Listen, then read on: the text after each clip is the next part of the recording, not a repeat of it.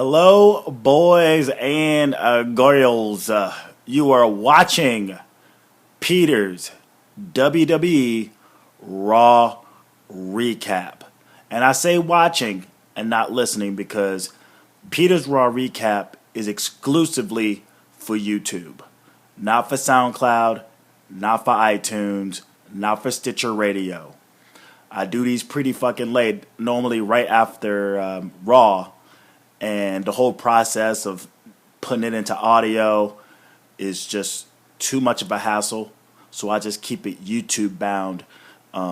If you are on Tumblr, you're able to see it because I'm now gonna start posting the link to my Tumblr page, the Peter and Jake Talks Wrestling Tumblr page. I can't even talk. It's so late. Raw went off the air not too long ago, and it ended very awesomely, if that's even a word. Either way, it ended in a way that it should have ended. And it should have ended like this a while back. But we will get to this. Maybe not. Maybe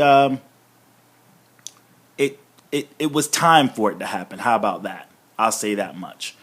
But anyway, if you are subscribed to the Peter and Jake Talks Wrestling YouTube page, or to the SoundCloud page, or to the Tumblr page, or to the iTunes and Stitcher account, be sure to go back and check out the New Day podcast. Me and Nathan Newman, we talked about a couple of things, more notably the MSG show. And we got to talk about the takeover that's coming this Wednesday. We give our predictions. We talk a little about ROH, and we also talk a little bit about New Japan Wrestling. So if you like that kind of wrestling talk, be sure to check that shit out. And without further ado, let's go into this recap. This week, again, this following the MSG show, house show. Again, it was just a house show. It moved the needle just a little bit, but they didn't talk anything more than say what happened with Brock Lesnar and the Big Show. I don't even think they even brought up the steel cage match between him and between Seth Rollins and John Cena. So they're coming off that Monday, then Boston, big old crowd there for Boston, and before they actually go into the show, they announce the Big Show and Rollins versus the Dudley Boys. And I'm sitting back going, what? What fucking sense does that make? What? But we find out what it's all about. It's more or less a ruse moving forward. But we start off the show with Brock Lesnar with Paul Heyman. And Paul Heyman basically shoots on The Undertaker. And then he shows these video clips of what happened at WrestleMania when Brock Lesnar broke the streak. And then you have the SummerSlam ending, which was like the low blow into the Hell's Gate and the passing out of Brock Lesnar. And they started to shoot on Brock Lesnar, The Undertaker, about what's going to happen at Hell in a Cell. But the Big Show shows up. Now, this is, again, post-MSG. If you remember, he got suplexed about 5 times and F5 about twice. And he was able to get up and leave on his own, which I thought was quite shocking. But he shows up, and he doesn't look phased. And if he is phased, he's doing a good goddamn job of covering it up. So he gets in the ring, and he gets,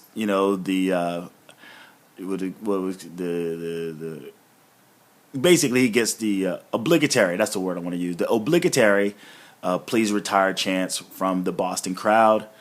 But he doesn't come in to start shit. He comes in to basically put Brock over, said he's the bigger man, and that I took my ass whooping like a man, basically, and he extends his hand to shake. Meanwhile, Brock Lesnar is just kind of like laying back, laughing at him the whole time. And he walks by his handshake. And that wasn't too pleasing to the Big Show because he decides to actually take back what he said to him about being a bigger man. And he's like, isn't it nice to be so arrogant and that I hope you lose against The Undertaker, which pisses Brock Lesnar the fuck off. He goes up into the ring. He belly to belly suplexes his ass like over his fucking head. And then he puts him in a fucking F5 like it was nothing.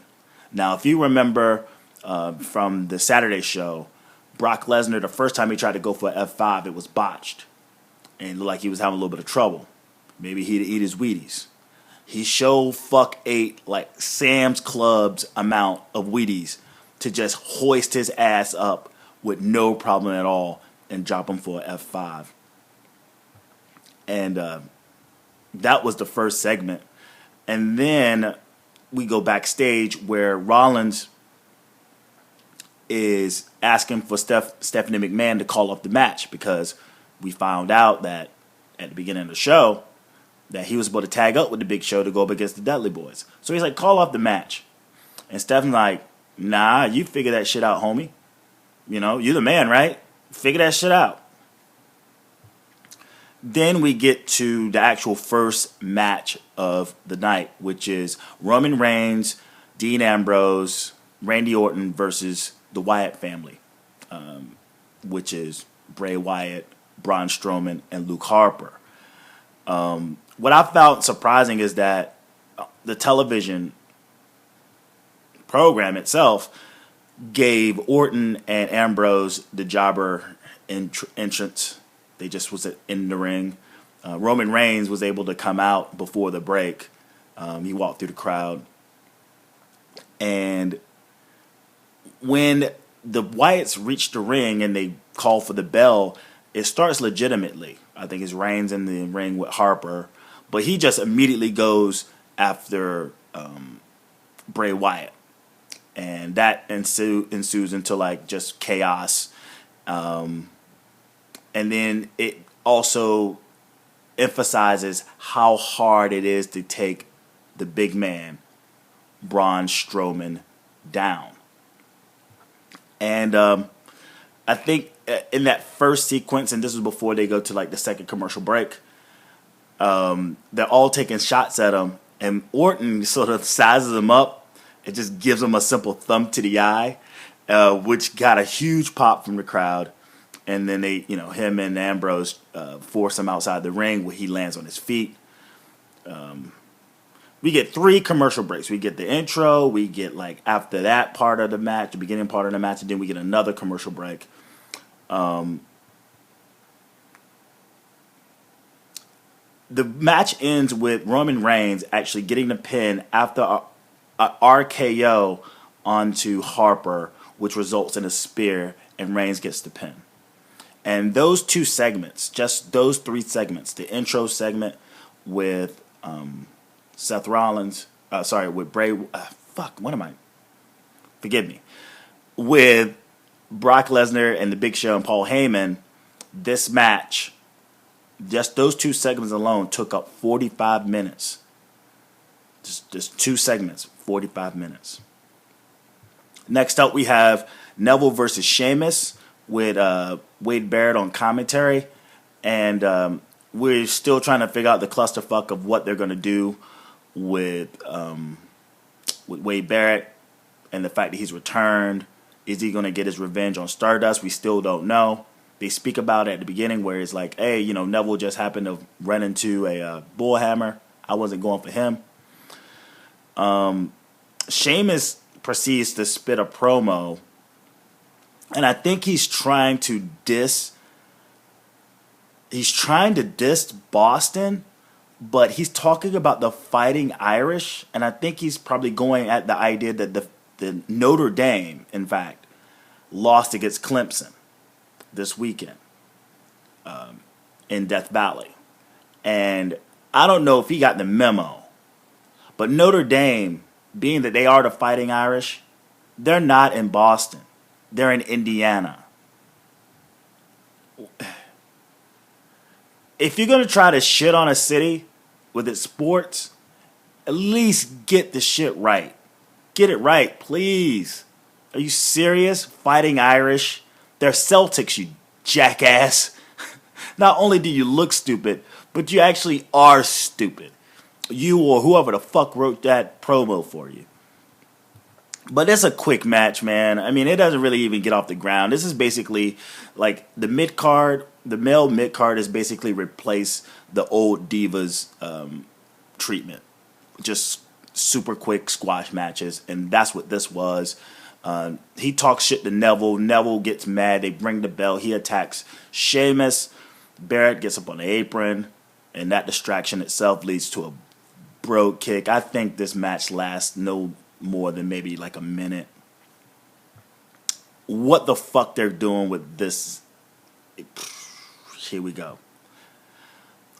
We get a in-ring promo by Kane next, which he assigns himself as Seth Rollins' tag team partner, being that the Big Show isn't able to participate.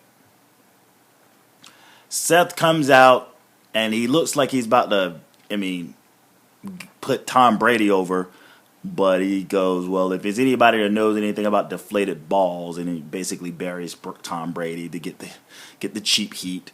Kane and Seth Rollins goes back and forth, and we've seen this a million times. It's not like anything was said different. Until Stephanie McMahon comes out, and oh my God, you talk about the cheap pop. We go from the fucking, oh my God, whatever, man. We go from cheap heat to super cheap pop of Stephanie McMahon trying to impress all the Patriots fans.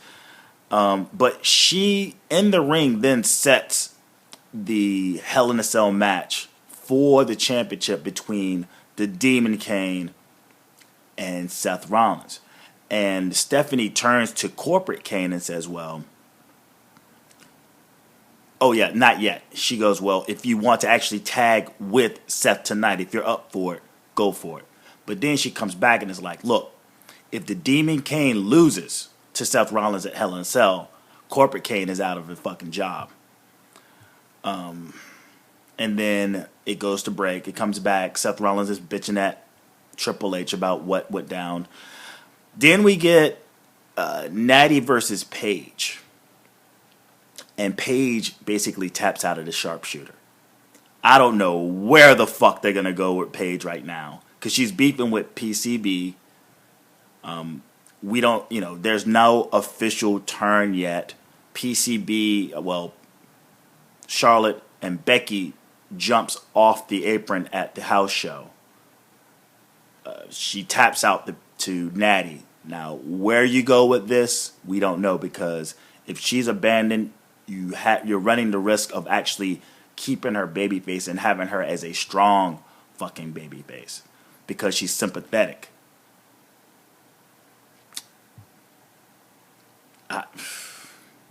Whatever. I mean, Natty just lost to Naomi just a week ago, and now she's beating the two-time Divas champion. None of this shit makes sense. It makes no sense at all. We get a Ryback package video thing, and he's back there just feed me more. They show like a little video package or what have you. He shoots on Owens about how he's coming for that ass. Next up, we get Kevin Owens versus Sin Cara. And Sin Cara, this match is because of the pre-show. When Kevin Owens is in the back talking to Renee Young, I think the Lucha Dragons are just over to the corner talking. And Kevin Owens calls them out.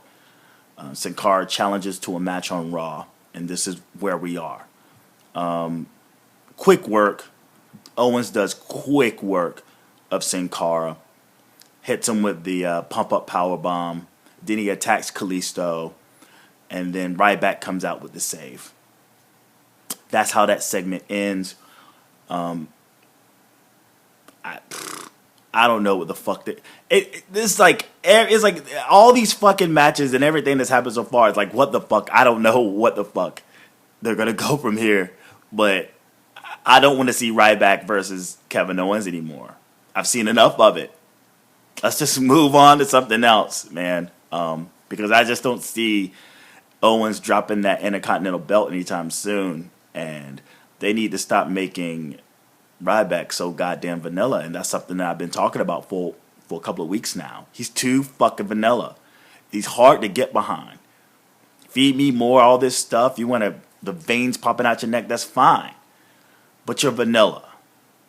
I feel no pity for you. You're not in peril. You just lost. Because you're a fucking loser. Move on. Get to the back of the fucking line. Backstage, we have the New Day with Stephanie McMahon. And they're walking up because what they've been doing is like just propping up all the heels. Like, what's up, y'all? You're awesome. So they roll up on Stephanie and is about to say nice things. But she cuts them off, just cuts their testicles right the fuck off. Just cuts them right off. I think this was a match. This was a segment to promote neutering. Neuter and spade your fucking pets, because that's exactly what happened here. And she sets the match because she's such a bitch to him, just out of the blue, for no reason. And they're about to be nice. They're like, I saw what you did last week, and because of that, I'm gonna set a match for Hell in a Cell again against the Dudley Boys. And then she just steps off. I think she even threatened to fucking do something if he blew the trombone. And they're like, what the fuck, man? Well, anyway. But something that bothered me, because as she's talking to them, she's moving her hands like this, like she's down or something. Like she's down. Bitch, please. The New Day don't even act like that. You do some shit like that are truth. They don't even behave like stereotypes of this down brother shit. That kind of pissed me off. Oh, speaking of pissing me off, there was a Susan G. Komen fucking spot right in the middle of this fucking show. And you know what? And breast cancer awareness, all well and good. I wish it wasn't in October. But hey, whatever. But Susan G. Komen is a bunch of crap. And it's funny too, because CM Punk posted something today that got the fucking Twitterverse erupt and going crazy. But fuck Susan G. Komen. It is a scam. Anybody who's affiliated with them, when they get money, they give 10% to cancer research. 10 fucking percent of all proceeds that they make is a fucking money swallowing hole. And that hole is the pocket of the sister of Susan. That bitch had to step down because she was pulling in $750,000 a fucking year in her bank account. She drove a Rolls Royce. That money ain't going to fucking cancer research, man. 10%. And WWE or any other organization that attaches themselves to that, when they generate revenue, they give 10%. That's the whole point of a fucking nonprofit. They give 10%. That's a minimum. But to them, that's the goddamn maximum. So 10% of revenue goes to Susan G. Komen. And then 10% of that 10% goes to cancer research. So don't support this bullshit. Call them out on that crap, man. It's not cool. Not at the expense of a serious, serious problem, which is cancer. Whether it's breast cancer, testicular cancer, fucking leukemia, doesn't matter. The expense of fucking people sick and dying isn't someone's marketing fucking scam. All right? Don't support that shit. Support the women. And donate directly to legit fucking cancer research. Don't support Susan G. Komen. Do not buy any of that fucking gear, okay? Don't do it. We get the Dudley Boys versus Kane in the suit and tie with Seth Rollins. The story of this match is that Kane, his bum leg from Seth Rollins fucking it all up, is keeping him out the match. He tries to get in, boom, he's out again, and he's being berated and all that shit. But there's a point where his leg buckles. Doctor comes out. He's like, "You got to go to the back, bro." And as he looks like he's about to get carried to the back or sit to the back, Seth Rollins like, "Oh no, I watched this show. I know what's gonna happen." So he handcuffs him to the actual ring, and then there's a moment where he gets bumped off the ring, and those weak ass. Hey, how the fuck did Seth Rollins get handcuffs? And where the fuck were they? In his fucking trunks? That's why the ref got to pat the fucking wrestlers down. They don't do that shit anymore. They do it in Ring of Honor, and I think they do it in New Japan, but they don't do it in WWE. Where the fuck did those handcuffs come from? Can someone please tell me where the fuck he pulled them shits from? And shame on you, ref, for not patting them down and finding there's a fucking handcuffs. And Seth, you're freaky. All right, just letting you know. I remember there was something that vibrated in your fucking Money in the Bank not too long ago. Now you got handcuffs on you. You're a sick freak. But anyway, the handcuffs break, and Kane he's walked to the back as Seth Rollins gets his ass handed to him by the Dudley Boys, and he looks back, like, yeah, that's what's up. And then after, what happens here? Oh, yeah, Dudley Boys go get the tables, and they get the crowd popping. And then as they're going for the table, Seth's like, fuck this. And when they get the table up just above the apron, Seth kicks the table onto them, calls it a DQ. After that, Demon Kane comes out. He's about to fuck up Seth Rollins. And for payback, what they did last Thursday, Kane actually came out, fucked up the New Day and the Dudley Boys. So as revenge, they actually 3D'd Kane and got the fuck on out of there. But as he's laying there, Seth Rollins is just sort of hovering over him, talking shit. And he's going to get the table. He got the fucking table. Brought it into the ring. And as he's about to pick Kane up, Kane gets up, grabs him by the throat. There's a little bit of scuffle, but Seth Rollins ends up through the chair via choke slam. Team Bella versus Team Bad. My signal goes out. I'm streaming. That shit goes out. I don't know. But it comes back. We want Sasha chance. And just as soon as Sasha gets, I think, Alicia Fox in the bank statement, my shit freezes up again. So I don't know. I'm thinking, yeah, Alicia tapped. And that's it. I could give a fuck about this. Summer Rae, oh God. Basically, Summer Rae proposes to Rusev. And Rusev accepts, but he's like, nah, until I get gold around my waist, that's when you're going to get gold around your finger. Another busted ass segment. What the fuck? Really, like, what the fuck?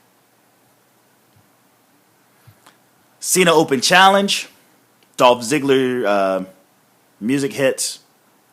And we get an awesome segment. Finally. I mean, through all this garbage, we finally get an awesome segment. Now, I blame Stephanie McMahon. And you know what? Even though you old bitch in that segment where you just neutered the fucking New Day, you actually did something. You put a fire in their fucking ass. And that's something that we needed. Because you know what? The New Day was getting a little too likable. And I love them. But maybe they become a little more likable because they're fucking evil now. They're evil. And it's badass. Ziggler music hits. And he doesn't come out. Next thing you know, you see the New Day just dragging just Dolph Ziggler's dead body out. And it's like, oh, last week you wanted us to get serious. Is this serious enough for you? Oh, man. Crowd gets quiet as fuck as the New Day cuts an amazing promo about getting serious. And then they talk about big moments, big town, big arena. All we need is like a big opponent. And this big moment is Big E. Big E goes in and faces John Cena for the U.S. belt. Big E is whooping up on Cena's ass the majority of his match, which is very rare in a John Cena Open Challenge because he normally is a bigger guy going against a smaller guy, and he's all heel Cena. Not here. He goes back to regular Cena form by having whoever the heel, whoever opponent he's going up against get the majority of the offense. There's a point where Cena, gets his mojo up, and he's about to get Big E in the AA, but both Kofi and Woods get up on the apron and assist Big E away from the Big A. Referee throws them out. And as all this distraction and shit's going on, Big E tries to hit John Cena with the trombone. He misses. Cena sidesteps that shit, puts him in the 8A, gets the win. New Day haven't gone up the ramp yet. They come back out, stomp a mud hole in John Cena. And then Ziggler comes out all fucked up for I thought he was dead. He comes out for the save. And as they're scuffling, I think somebody sidestepped a super kick, and it just popped Cena right in the face. Now, it seems from the Total Divas show that they're trying to do an angle where Ziggler is trying to go back after Nikki Bella. Apparently they were involved. Cena scooped her up. And I don't watch Total Divas, but, you see the commercials. And maybe this is an angle. I heard off the Solid Monster today, from the Solid Monster Sound Off, that they're actually going to write Cena off TV for a while.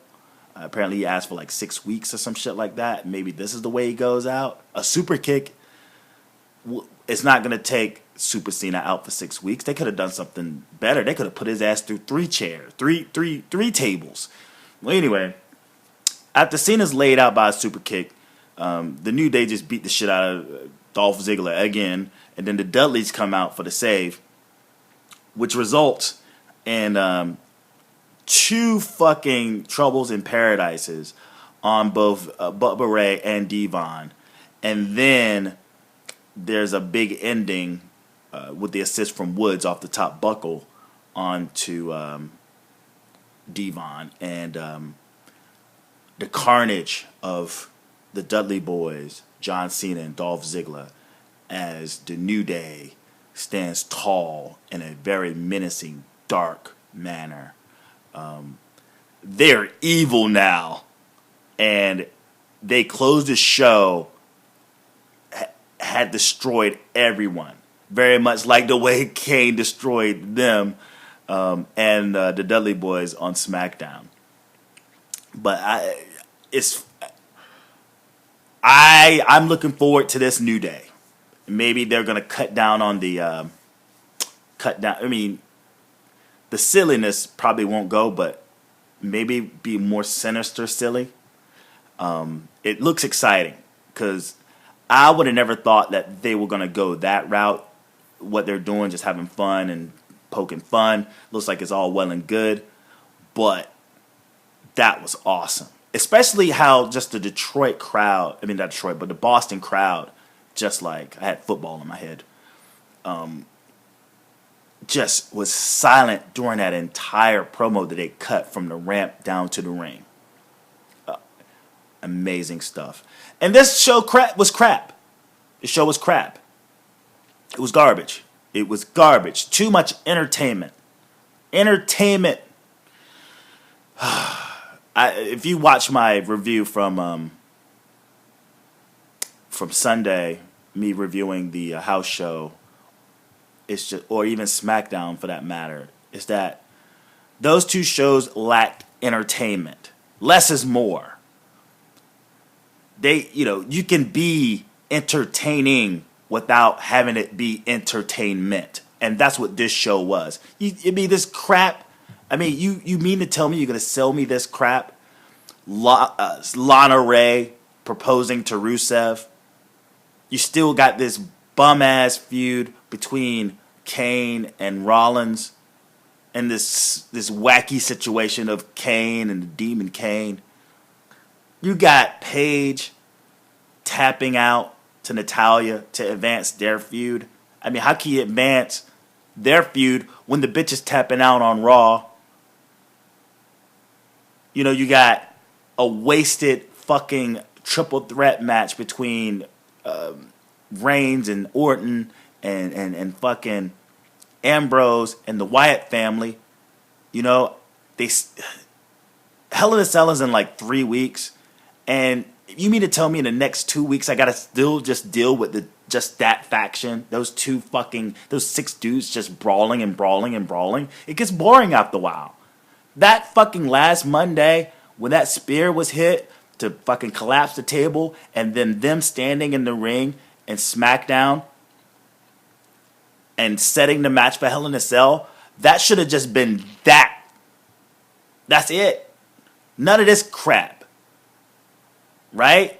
Brock Lesnar part was pretty cool. It just ran too fucking long. Ran way too long. You got a bum-ass Team Bella versus Team Bad who's not been on TV. You got Stephanie McMahon going damn near borderline racist. It's just like it's on and on and on. Just a bunch of garbage. You got Wade Barrett, and no one knew what the fuck to do with him. No Stardust to be found anywhere. He apparently still feuding with Neville. Neville's jumping ship to Barrett and fucking Sheamus, it seems right now. Like, what the fuck is going on, WWE? And you wonder why the ratings are so crap.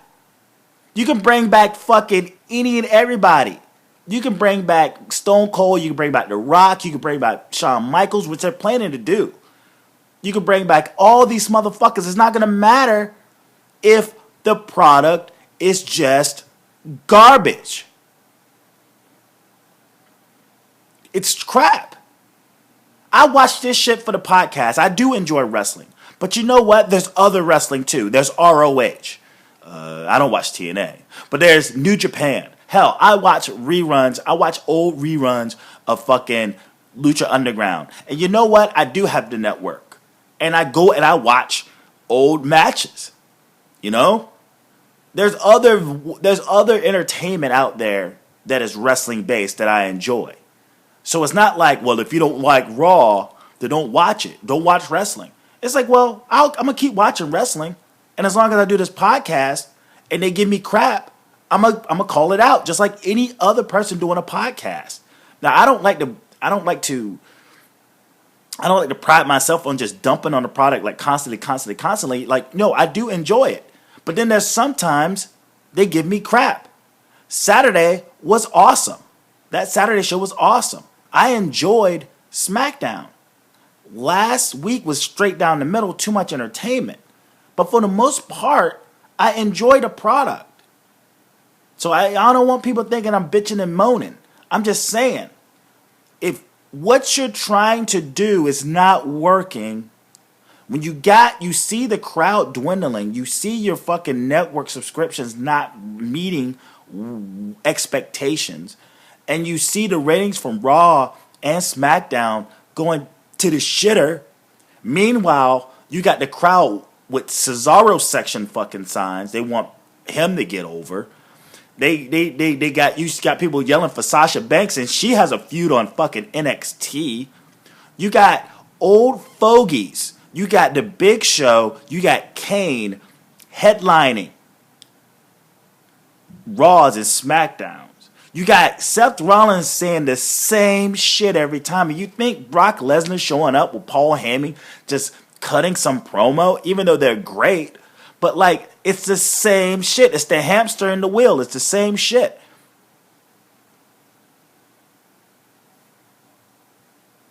You got to do something about this.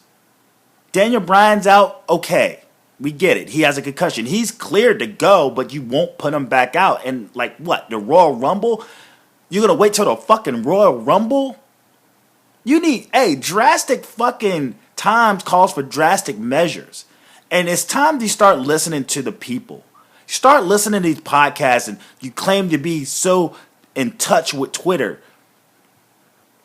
And you don't listen to goddamn people on Twitter. If you would, some things would be different. We watch the product by habit. We don't watch it because we're really enjoying it. We watch it by habit. And when you do throw us a fucking curveball, we expect, just like wrestling isn't wrestling.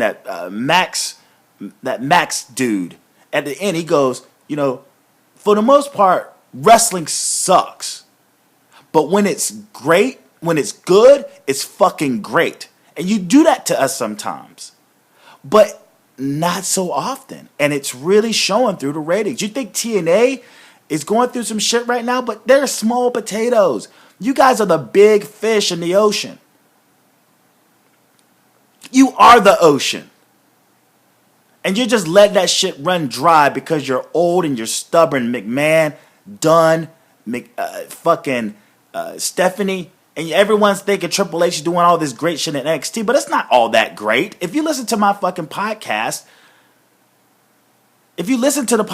I'm not singing the praises of NXT. I think it's a decent product, but it's not like Jesus walking on water and shit. And everyone's trying to like cover it up. Like, oh, it's so great. It's so this is like, well, why the fuck is Sasha Banks down in NXT again for this fucking Iron Women's match? Because they ain't got shit down there. You got Finn Balor, your fucking NXT champion, not defending the belt against anybody. He had one match against Kevin Owens. And now they got to settle with Samoa Joe, a guy who's a lame duck in that shit. The product's a mess. The product's a fucking mess. And I missed Monday Night Football. Even though that sucked, I would have much rather seen tackles than this crap tonight. So I'll end it on that note. Thanks for watching. Be sure to check out the New Day podcast recorded earlier today. And also check out my Sunday review of the WWE MSG. And if you want to hear my review on SmackDown last week, go for it. This Wednesday, we have Peter and Jake Talks Wrestling. I think it's episode 59. Episode 59 of the Peter and Jake Talks Wrestling. We're going to talk NXT TakeOver Respect. That will be happening that night. So I'm going to do my own independent review of it. Jake, my co-host who does Peter and Jake, that does Fast in the World with Fritz, they'll probably do a review. But Thursday, I hope to get a review up of NXT TakeOver Respect. But we're going to talk Raw. We're going to give our predictions for TakeOver like we did. I did one also with Nathan Newman for the New Day podcast. And then Saturday, you will get a Peter Talks SmackDown review. And that's about it, guys. Follow me, PJTW, on Twitter. Hit the subscription button. Again, this is a YouTube exclusive, but if you're interested to get the other content, be sure to just Google Peter and Jake Talks Wrestling. iTunes, SoundCloud, Stitcher Radio, and if you have a Tumblr account. Thanks for those who are listening. Last week's Peter's Raw recap got up above 100. It was like 160. Normally these get like 15, 12, maybe 5 views. So that's pretty cool. It looks like the demand is high for perspective on Raw right after the show. And I am more than happy to provide it to you. So share. If you like it, you got other wrestling friends, share it with them. Leave a comment, subscribe, thumbs up, do all those things. I do appreciate it because it's a labor of love. It's definitely a labor of love. I love doing it.